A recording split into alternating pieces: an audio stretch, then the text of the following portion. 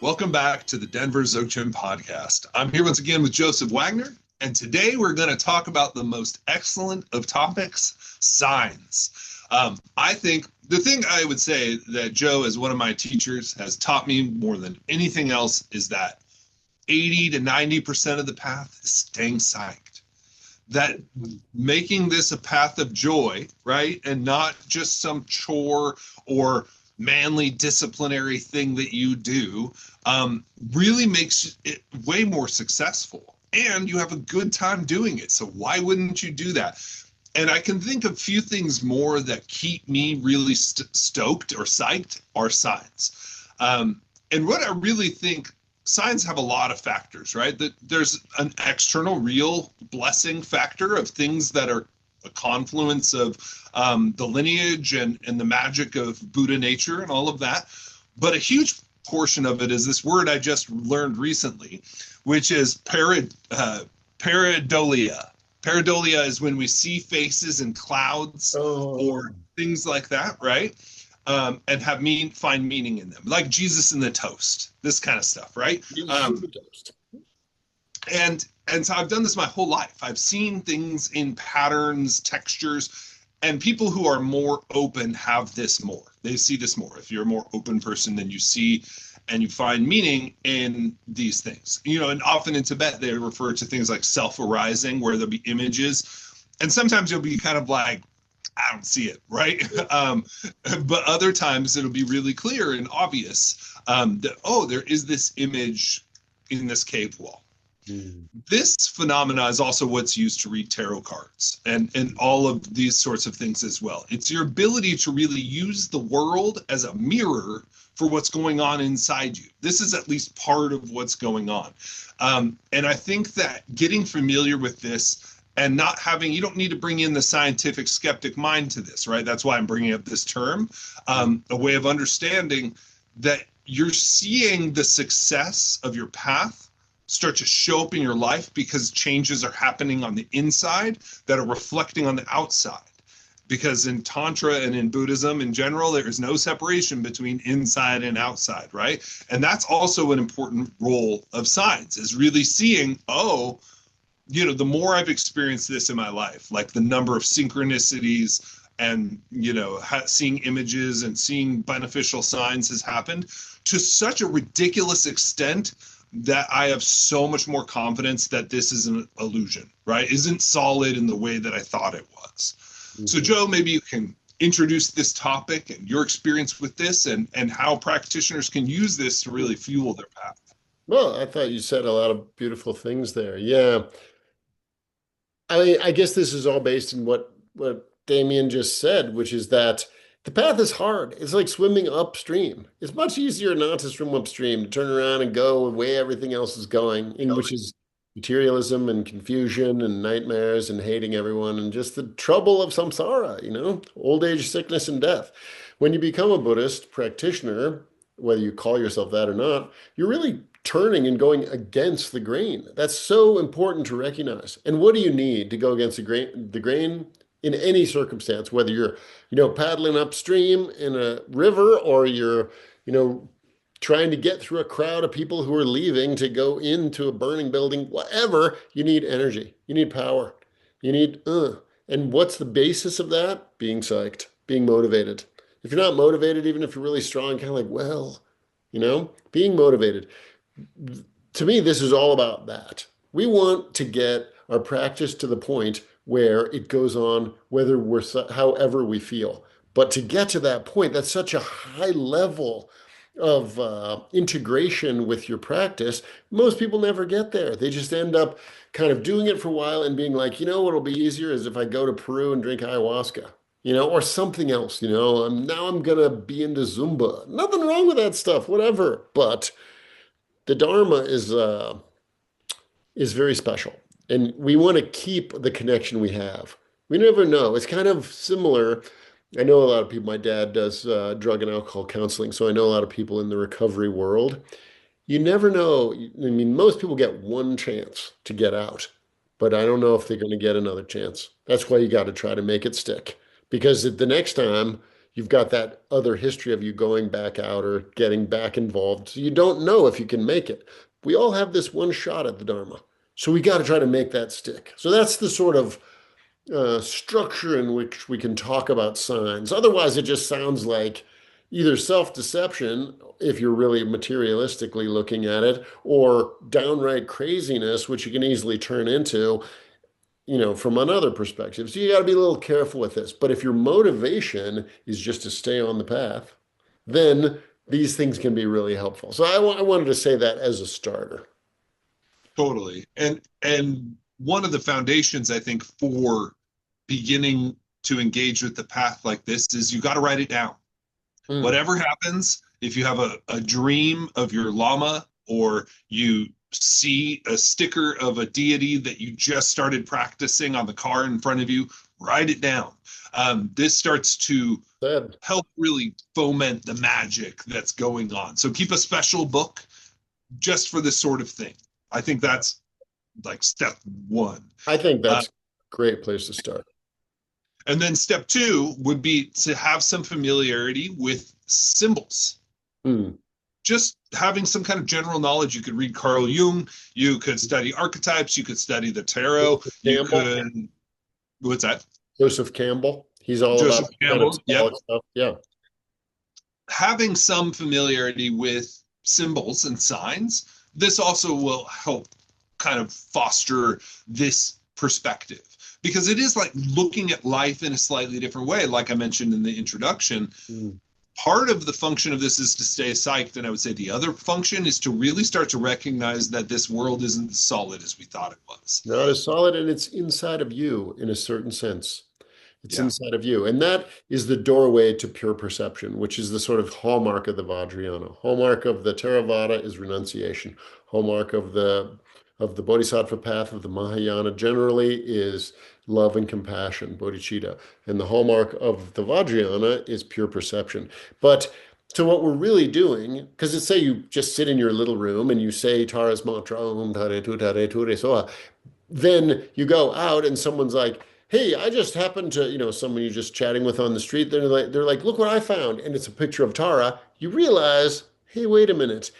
Outside is not really outside. And that's the beginning of the ability to see things purely, which is what we really have to offer to the world. So what you're doing is you're paying attention to the manifestations occurring in your life, and you're seeing how they relate to what you're doing in your spiritual world. And then they will start to link up. And then you feel very motivated. You feel like, oh my God, Tara cares about me, whatever that means, right? In my little example. So what do you want to do? You want to get in there and pray to Tara. You want to make some offerings, some prostrations. You want to tell some other people about Tara, whatever. So I think something Damien said that I want to reiterate the importance of is you got to write these down. If you don't do that, you will forget, because our minds are freaking deluged with so much information. So no matter how little it is, if you write it down, when you are feeling bummed, when you're feeling like my practice doesn't work, maybe I should give up Buddhism and become a Trappist monk, whatever, you say, well, I'll look at my book. And all of a sudden you got 4 or 5 pages of amazing stuff. You're like, I totally forgot about that dream. Remember when that person called me right after I was praying for them? Hey, and then it keeps you motivated, because we only have today. As I said in a previous podcast, we come out of nowhere in the morning. And when we fall asleep, it's like dying. We go no place. We only have today. So today is both the time of making the effort and also looking for the signs of accomplishment, as they're called. So I think that having this attitude, it makes it more fun too. I mean, we got to make the practice fun. If we don't, we'll figure out something else that's more fun and not do this. And then we'll be right back where we are, wheeling around in the land of samsara. Yeah. And I think tying this to pure perception is really helpful, because it starts to make a certain kind of more sense than it does initially, right? That you can really look at this, that you are in this delusion, this dream, and Guru Rinpoche is your true nature, who poked his head into your dream and said, yo, you're dreaming, right? And then he appears to you as your Lama and your Yidam, and that this true nature of yourself is trying to wake you up from the dream and is starting to show up. And the more that you start to go, hey, maybe this isn't real, maybe this is just a dream, the more you start to see, oh, the dream starts to like feed back to you, right? Like, oh, yes, you are dreaming, and that you have influence over it. And things go shitty when you go shitty, and things get better when you go better. And you have some kind of, like, obstacles or blessings, this whole wave of things. We can start to really see how we could look at life like that. And maybe it makes more sense like that than there's some external place with all these other beings in it, who just happen to show up in certain ways that correspond exactly. I'll have to tell one story. I don't want to get into too many stories of these. And this another aspect is we don't want to really share too much about these, because they kind of about that next. But tell this story, and then we'll talk about how not to tell stories. Okay. Yeah. So one story that was just like mind blowing to me was that I was getting my master's degree at Pacific Lutheran University, and I was sitting there reading a book, and one of the students who was in my graduate class just vaguely knew that I was Buddhist. And she comes up to me and she sets a book down in front of me and says, I think you should have this. It was in the free pile.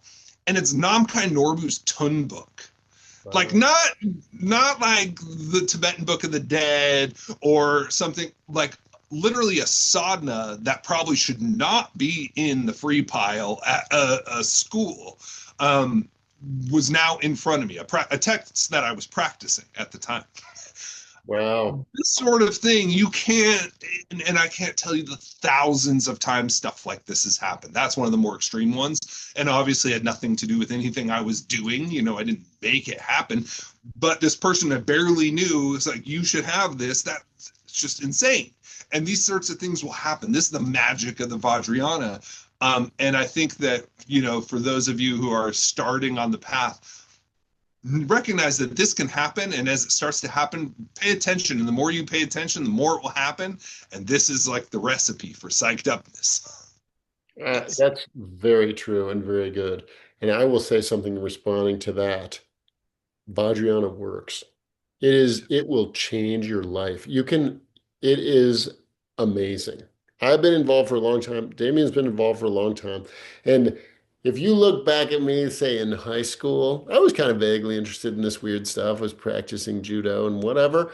I had an Asian connection, I guess, but I was not a meditator or whatever. That happened later. And you look at that, Joe Wagner, and kind of thought, okay, well, how's he going to go in his life? And you look at this one, wow. I have to say, I have been so blessed. Where does that blessing come from? It's not me. It's coming because of the responsiveness of what we call the Buddhas and Bodhisattvas, whatever those are, right? This deeper aspect of the possibility of being human that most of us were more like animals, right? Animals are interested in eating, we're interested in eating. Animals are interested in sex, we're interested in sex. There's no difference there. We want to be entertained. There's nothing, but there's a whole nother world. A whole nother world of amazing stuff out there that we get the opportunity to experience. And when this stuff like you're talking about starts to happen and things much more sort of long lasting than that incident, which is a cool little thing, but things that are like obviously years of sort of arranging, you're kind of like, wow, you realize this is a dream. And I am in the process of waking up from this dream. And nothing is more psyching you up than that. And to realize it's not a world that we're fighting against. This world's created by me. It's my karma. I see only my karma. As I get more pure, the world gets more pure too. Amazing. And that's the real opportunity. And that's what we're trying to do here, is like get you to give it a try, because it is pretty special. I think it's the most special thing. I've been all over the world. I've met tons of people, just as everybody else has. I've done a lot of stuff. Nothing is cool like this is cool. And the possibilities are literally endless. And that's amazing. That's what this is sort of about. Yeah. Yeah. And I can just reiterate that the amount of magic I've seen in my life, to where now it's like, yeah, of course. It's like, doesn't even faze me anymore that this sort of thing happens, right? Which not that long ago I would have been like, bullshit, right? Like this is it really works and it really proves itself. It's a self-proving. And I wanted to reiterate before I move on from it and forget, it's important to not talk about this stuff, especially outside of your Vajra relationships, especially if you have any pride behind it, right? Like this will diminish the energy and power of those events, particularly when they really feel like it maybe is something you kind of did, right? Like you could feel like I did this mantra and I caused this thing to happen. That can happen. Very dangerous. And so you want to keep that to yourself or talk to your lama, but not really like put that out there, right? You write it down and just keep it for you. Yeah. That's the better way to go.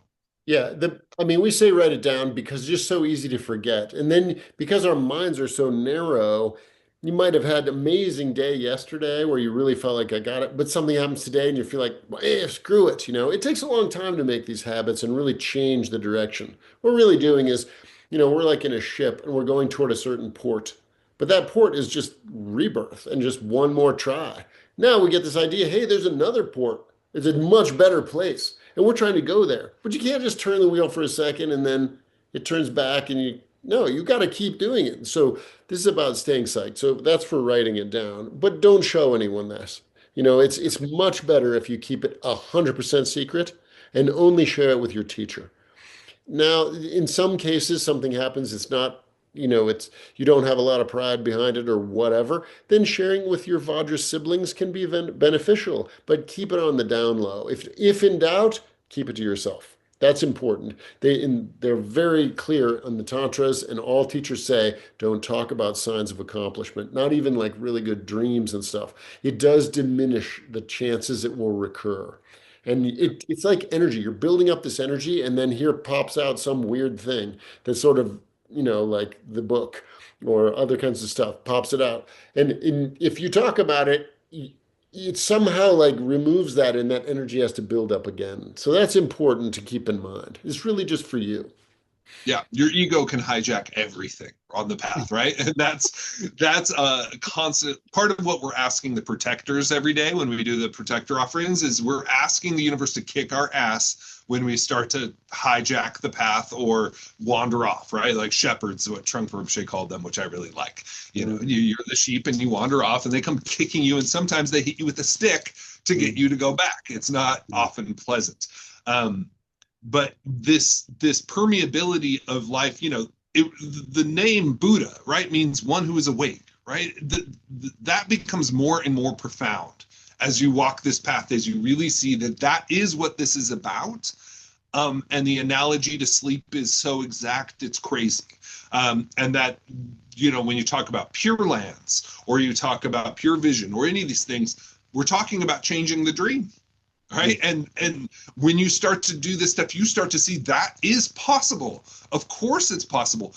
I have to say it's harder for us now than it probably ever has been in a lot of ways, because we are so connected to so many people and so many materialistic positions that having faith and staying psyched is freaking hard. If you were in Tibet or Nepal during the time when this stuff was really big and they didn't have a connection to the outside world, then everything around you would have reinforced your faith. Yeah. But we live in a world where everything is trying to discredit your confidence in what you're doing.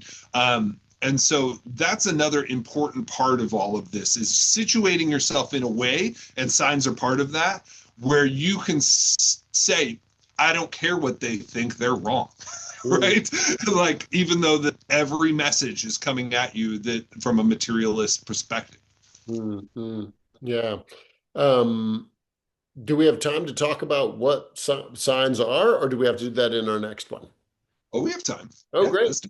Well, let's talk a little bit about when we say signs, like what are we talking about?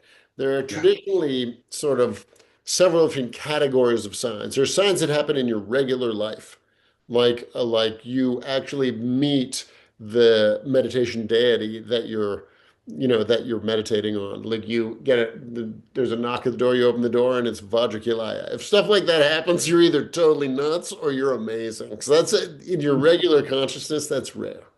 Then there are things that happen when you're in a meditative state You're in a state of samadhi or some sort of absorption where you might have a vision of a deity or you might hear a teaching or something like that. But these are both happen when you're awake. Awake meaning, not in your bed asleep. And then there are all kinds of dream signs, incredible lists of things, from finding a treasure to receiving teachings to going to pure realms to meeting your teacher in dreams. All these things fit in this category. And most practitioners that you know a little bit about this, they're listed in various sadhana practices or the teacher talks about it or whatever. So you would have some familiarity. What I want to encourage our listeners to do is to be on the lookout for things that aren't those things. To keep your eyes peeled, so to speak, in your daily life for little bits of shouts from the other shore, so to speak. And those can happen really all the time. Very unusual things can happen. And they're not necessarily signs that your meditation's amazing. They're a sign that you're in the flow. You're in the flow. Any kind of synchronicity is like this, whether it's related to Dharma or not. I will tell one that has nothing to do with Dharma, but was so powerful and interesting that I was quite blown away by it. So, my brother lives in Thailand. He has a son. His son got very, very sick, and they had to consult experts from around the world. And they got in touch with this woman who's based here in Denver, a doctor, who is the world expert in this condition. And when they came during Christmas, they actually got to meet with the doctor. They were dealing with a doctor there, so just dealing on Zoom or whatever. But they got to meet the doctor, and they had a good conversation, whatever. So I was visiting my mother the other day when she was volunteering at the library. She said, I got a story for you. Okay. She said she was talking to someone. I don't even remember how she met this person, another volunteer, I think at another place that she volunteers. And she just started to bring up that, my brother had been in town and this doctor, and they got to meet the doctor. And the woman got a funny look on her face and she said, is it such and such? And my mom was like, yes. She goes, I know her. We're in the same like road biking club. Let's give her a call. And so they called her right then. And I was like, wow. It's like 6 degrees of separation, right? Very close. When this stuff happens, you feel like you're in the flow. When it happens related to Dharma, it's a whole nother level of possibility becomes evident. And so looking for this and paying attention, first of all, you notice more of them because they're happening all the time. And secondly, you are more psyched. So you're more likely to be like, hey, I got a few minutes on and knock out some mantras because Tara keeps showing up. She must want to hear from me or whatever, right? And then you never know what will happen after that. So the main thing here is to keep your eyes peeled. Kind of like paying attention. Maybe you weren't paying totally attention. You were just kind of like going through your life like da da da da da because it's work or whatever. As soon as you start to pay attention, you never know what will show up. Some magic might poke its head in, even at your law office or wherever. Yeah. Well, I think one of the ways that, I've often wondered, of course, I think it's possible that you could have those complete signs, like seeing the deity in real life. Mm-hmm. I think that those chances are diminished because I think that we're affected by other people's lack of faith. I think that there's a field of faith, right? I think part of why miracles used to happen more is because there was many people with faith, right? And so that makes the possibility in the dream, because we're so interconnected, more likely. But for me, how this has shown up is just feeling incredible devotion to people. So I've been watching this show on HBO, and if you haven't watched it, it's fantastic, called The Pit. And it's the main dude from ER, and it's another ER show. They call it The Pit, right? But the most realistic emergency room show I've ever seen. And it's like Game of Thrones level gore, right? Like they show you what it's really like, just a mess. And I watch this and I just feel incredible devotion to ER doctors. Like, every day there are Buddhas and Bodhisattvas working in hospitals like this, like the crazy things that are just like literally nonstop emergency. They're underfunded, understaffed, and spending every second of their life saving people's lives. this is happening every day in every place all around us. Ambulance drivers, and I've noticed as I've gone on my path, I feel like more and more devotion towards people who do kind of things. Like, in some ways, that's seeing the deity, right? Like, Absolutely. one of the you're what does it mean to see the deity? Does it mean the word Tara or Chenrezig comes with the person, or does it just mean you have devotion for that? I'll tell you one that happened today along those same lines. So I was driving over to play pickleball on Saturday. I'm driving over, and and I'm in this lane, and in the next lane over, there are four cops on motorcycles, something you rarely see, and they all got the exact same outfits on, and there's two and two like this, and we happen to stop the same thing. And I don't know why I said this. I just rolled my window down and I said, "You guys look super badass." And the guy was like, "Thanks a lot." It was like so obviously like cool. And then he zoomed off, and I thought, those are the protectors. And on some level, they really are. I know some of our readers might have bad experience with the police, but in general, I want to live in a place where I can call 911. No, Yeah. in general, it's definitely true. And I was like, there they are. Where are the protectors? I don't see Vajra Sadhu coming to my aid when I call 911. I see dudes dressed like that. And I thought, it starts to be a shift. And you start to be like, oh, maybe I am in a kind of pure realm. I'm in as pure a realm as I can handle. You know what I mean? So that was just today, and I totally forgot about that. I wouldn't have even put that in that category till you started to talk about the doctors. Thank you. Yeah, and I learned a lot of this from Garchen Rinpoche because he really has pure vision, right? Like, he's really good at this and teaching this. He kind of scolds you almost in a way like, you need to be grateful to your country, even when it's being a giant pain in the ass. It's protecting you, letting you practice the Dharma, all these things, right? Like, you should be very grateful. He always has an American flag on his little altar in front of him as he's teaching. We could have a lot more faith in the world. It's very easy to be negative. It's very easy to see the negative side of things. But as we talked about in our previous episode about these difficult times, that's not helpful. That doesn't help our path. But seeing the police as they drive by and being like, thank you, that is helpful for them and for you, and letting them, having a positive connection. And the same way, like, we can think about when we see the ambulance go by with the lights on, or the fire truck, we can say, Omani Peme Hung Om Ta, and know that those people are risking their lives, saving people, and that there are beings who need help. And people are at the end of their life every day, all the time, like all around us, that this is a lot more magical than it first seems. And there's a lot more people doing, I work as a teacher. I know every day people just grinding this difficult job with difficult children in an understaffed, underpaid way. They dedicate their whole lives to it. These are all bodhisattvas, right? And so, it's hard work. And I think that most people are doing something like this, even if they work on computers, or they're doing something positive for our world, so that we can all, like, even our targeted ads, which drive us nuts, are giving us the products we need. Like, even that, we could find the very thing we were looking for. So we could shift up, and I think seeing signs, like you're saying, keeping our kind of that mindfulness of it, right? That's part of it, is just the practice of where is it going to poke through? That'll also increase your mindfulness and awareness in general, and also help you have a more pure vision. Great. Yeah.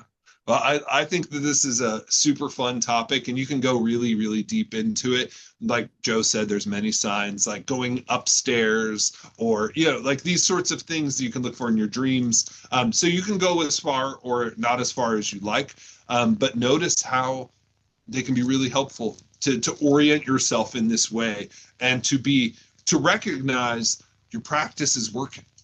It's not always obvious. I heard this quote from Garchen Rinpoche the other day, and it was really helpful for me. He said, those practicing Dzogchen and Mahamudra are like flying in an airplane. When you're driving a car, the road you're passing looks like it's going very, very fast.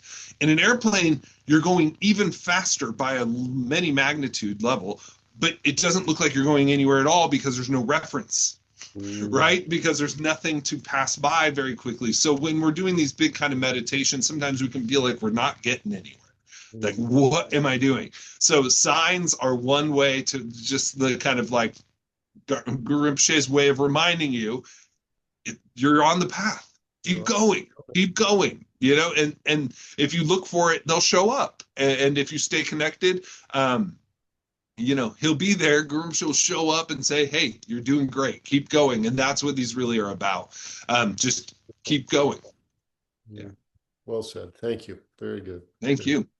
Well, thank you again to all you listeners once again for watching. Please like, share, subscribe, leave a comment. Let us know how these practices or thoughts we're having are helping you or harming you, whatever we're doing. And let us know if there's anything you would like us to talk about that we haven't talked about. We love getting those recommendations. A lot of the shows we do are come from listeners recommending or asking for something. So I hope you've enjoyed it, and we will see you again in 2 weeks. Thank you very much for watching.